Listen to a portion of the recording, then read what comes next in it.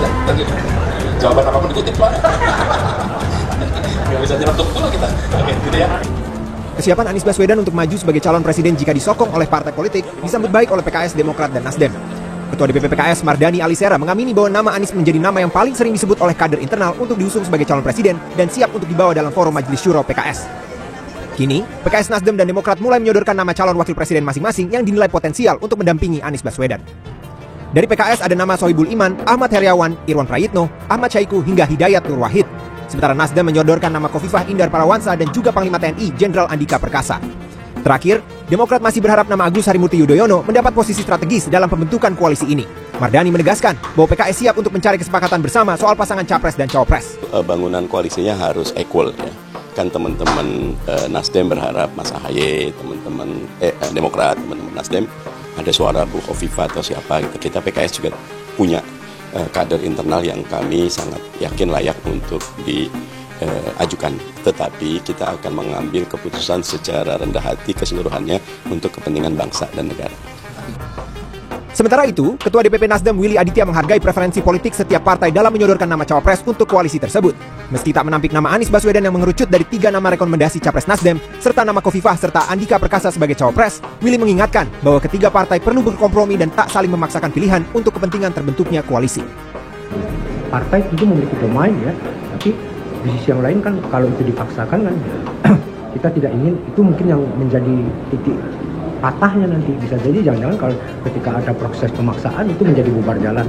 Itulah yang saya bilang tadi, dinamika ini yang menjadi cukup berwarna-warni lah, berona-rona proses pengambilan keputusannya. Nah, di dalam hal itu kemudian kami saling berdialog membangun kesepahaman.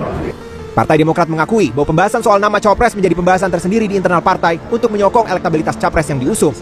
Kepala Badan Komunikasi Strategis Demokrat, Herzaki Mahendra Putra, menyatakan bahwa nama Ketua Umumnya Agus Harimurti Yudhoyono adalah orang yang tepat untuk melengkapi Anies Baswedan.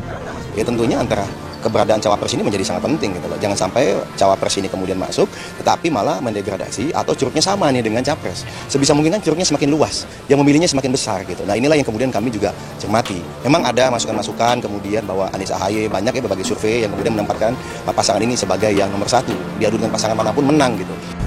Direktur Eksekutif Lembaga Survei Indonesia, Jayadi Hanan, menilai bahwa salah satu kendala koalisi ini belum dideklarasikan adalah soal kesepakatan nama cawapres. Menurutnya, ada 3 faktor utama yang menjadi pertimbangan ketiga partai dalam menentukan cawapres. Pertama adalah keuntungan elektabilitas yang akan didapat oleh partai atau efek ekor jas. Kedua, nama calon diharapkan akan membawa soliditas koalisi. Dan terakhir, memunculkan pasangan yang kompetitif.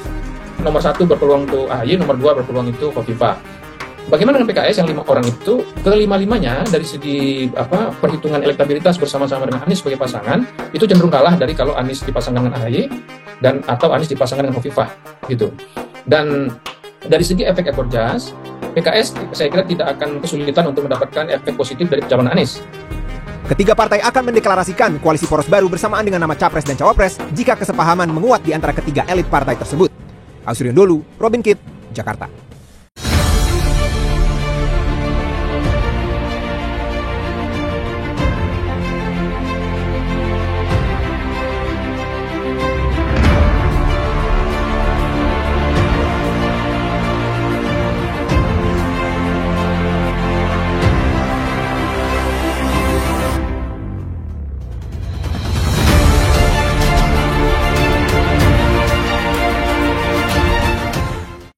Bismillahirrahmanirrahim. Assalamualaikum warahmatullahi wabarakatuh. Waalaikumsalam warahmatullahi wabarakatuh. Sahabat HS Official yang dirahmati Allah Subhanahu wa taala, kita bertemu kembali dalam suasana cukup cerah. Alhamdulillah kita pada saat ini ditemani oleh Bapak M. Rizal Fadila. Assalamualaikum, Pak. Waalaikumsalam. Sehat, Pak. Alhamdulillah. Kita akan bahas ada beberapa topik yang akan kita bahas. Yang pertama, ini tentu saja yang berkaitan dengan pencapresan Anies Baswedan oleh Partai Nasdem. Ini suatu kejutan. Menurut Bapak, Pak, pertanyaan pertama, ada nggak latar belakang tertentu sehingga pencapresan itu dimajukan, Pak? Ya, sebenarnya waktu awal Partai Nasdem menominasikan 3 nama itu, ya. Pak Anies, Pak Andika, dan Pak Ganjar, itu dicanangkan waktu yang tidak ditetapkan. Pokoknya sampai akhir tahun itu kan, beri kewenangan ketua umum untuk memutuskan gitu. Jadi sebenarnya sih dalam waktu yang masih dibuat jangkanya sejak awal, gitu ya, satu. Cuma ada perkembangan yang kelihatannya walaupun dibantah, bukan karena itu, gitu. Tapi publik melihat lah, gitu. Ada sesuatu fenomena yaitu keinginan untuk memproses hukum, gitu kan, Pak Anies Baswedan, yaitu soal Formula E, itu KPK. Dan itu adalah keinginan atau tekanan dari Ketua KPK, Firly Bahuri, Komjen Pol Firly Bahuri, gitu kan, sehingga seperti dia menekan lah kepada anggota Satgas penyelidikan KPK untuk segera meningkatkan status, gitu kan, bahkan sampai ke mentersangkakan, gitu. Padahal anggota Satgas itu melihat tidak ada bukti yang cukup untuk itu. Gitu. Nah, ini kan mencuat, gitu ya, upaya Firly Bahuri ini, gitu, sehingga dia terkesan atau memang juga terungkap ini sebelum katanya, gitu kan, ada proses pencapresan, gitu. Anies sebelum dinyatakan sebagai capres oleh salah satu partai politik, gitu, segera tersangkakan, gitu. Nah, itu fenomenanya, gitu ya. Nah, apakah itu, gitu ya, yang nyatanya menjadi sebab daripada segera setelah itu langsung diumumkan oleh Surya Paloh bagi Ketua Umum Partai Nasdem.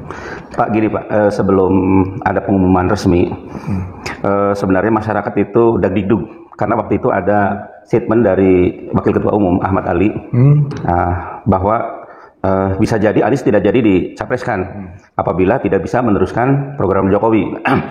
Itu kan berkembang bahwa wah bisa jangan-jangan tidak jadi gitu. Tetapi kemudian setelah itu Surya Paloh atau Nasdem ini kemudian memastikan ya bahwa Anies itu sebagai capres dari Nasdem. Kalau menurut Bapak, ada nggak Pak latar belakang dari Surya Paloh atau Nasdem ini kegigihan untuk mencalonkan Anies di bukan Ganjar, bukan Andika? Menurut Bapak pertimbangannya apa Pak? Ya, saya kira itu hal yang wajar karena Anies nomor 1 urut-urutan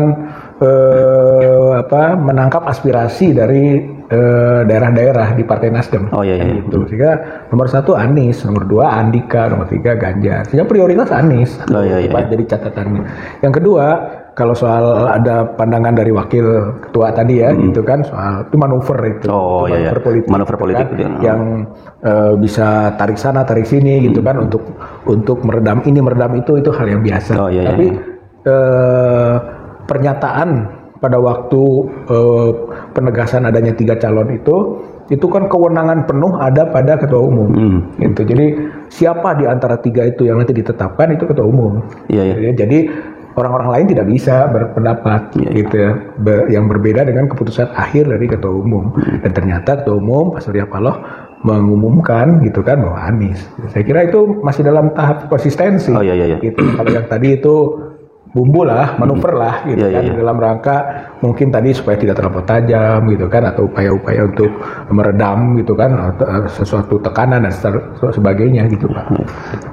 Pak, saya merasa ini satu langkah yang sangat berani dari Surya Paloh, karena di balik ini atau setelah ini sudah pasti Pak, ini akan masalah yang dihadapi itu pasti sangat besar.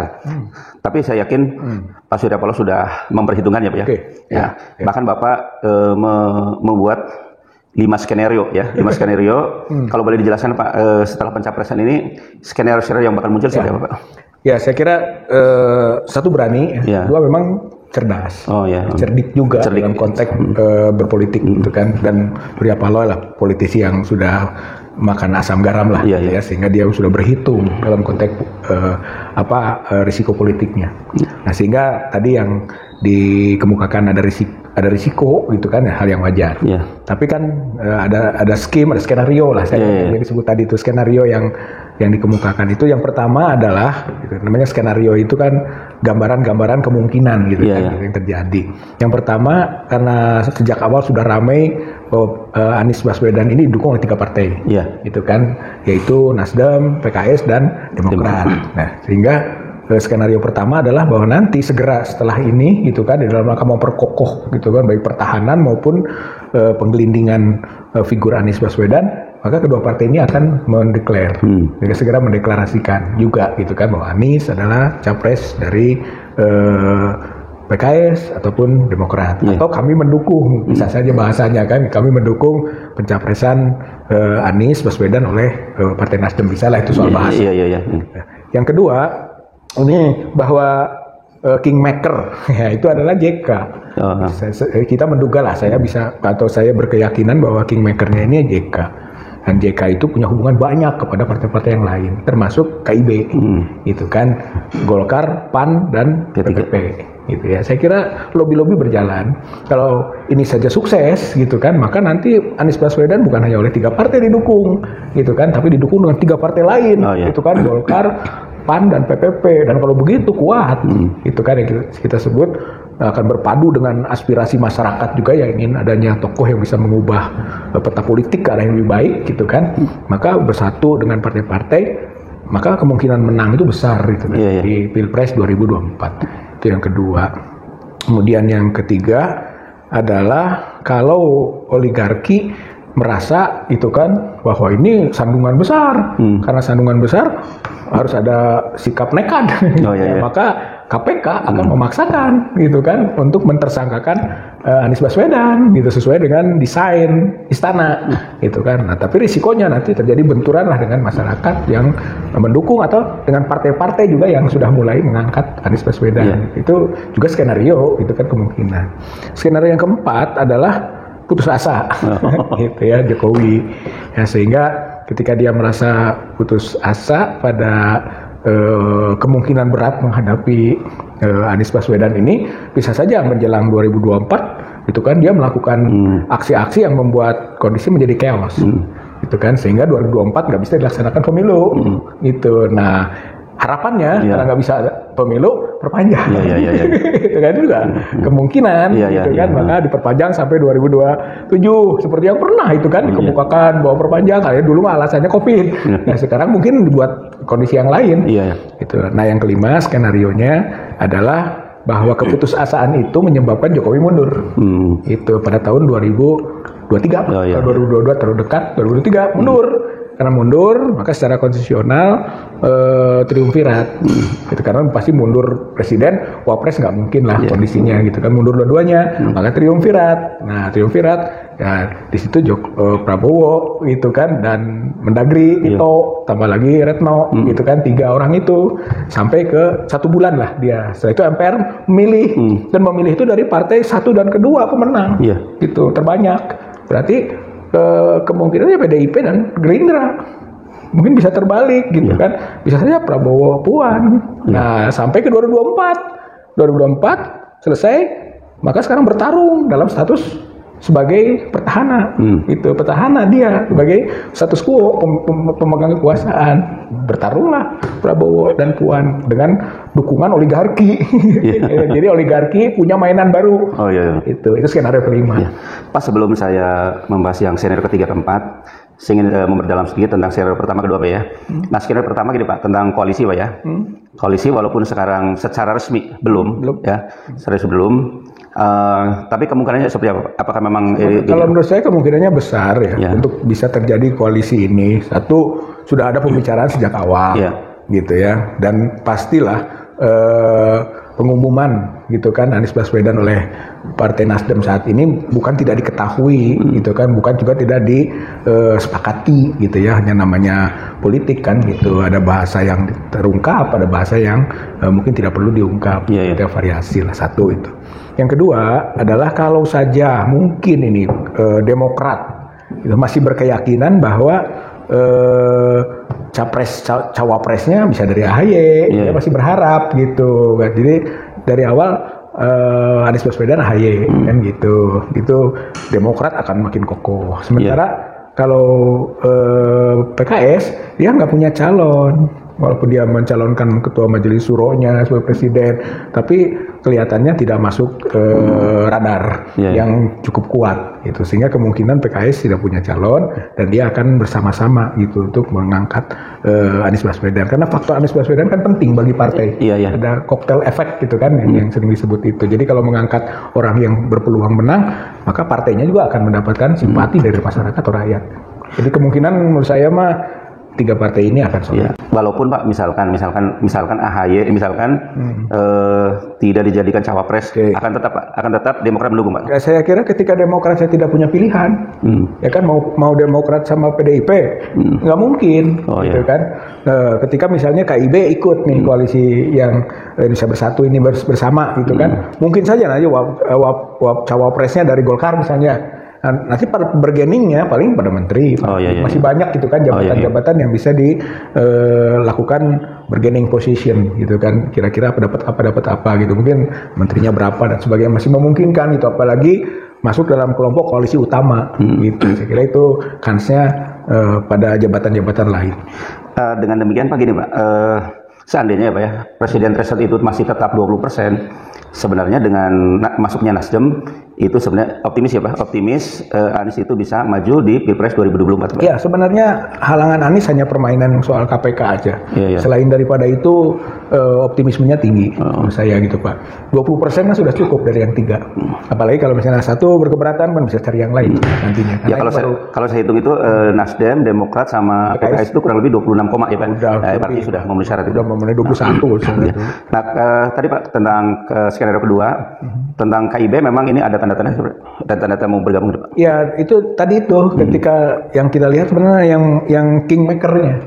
Siapa yang ikut memainkan ini? Gitu, ritme ini. Faktor JK nggak bisa dihilangkan. Walaupun Pak, walaupun KIB kan sebenarnya plot untuk mendukung Ganjar. Nggak mungkin. Nggak mungkin. Ya. Ganjar itu hanya dengan pengorbanan sangat besar, gitu kan, dengan risiko yang sangat tinggi gitu. KIB mau mendukung Ganjar. Ganjar itu mereka nggak akan mau lah bertarung dengan PDIP, gitu ya. PDIP-nya mendukung Puan, buat apa dukung Ganjar? Gitu.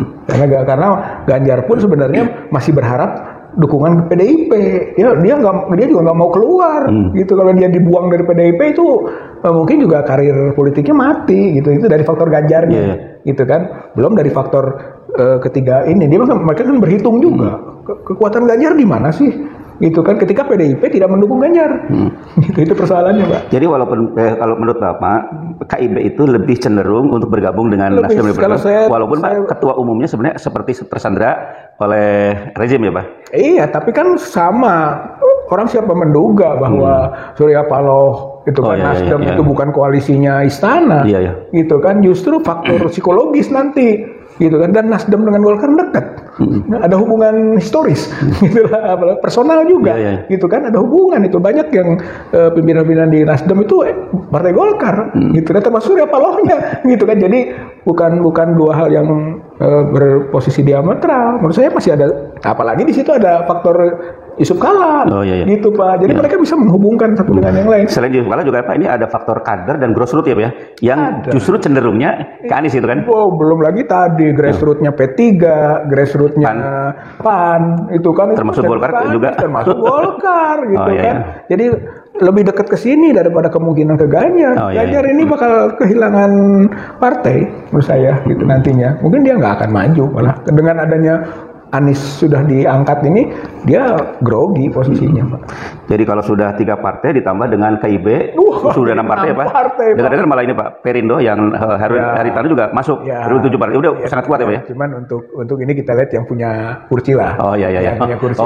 Kalau yang begitu tuh banyak Pak. Nggak usah dihitung lah.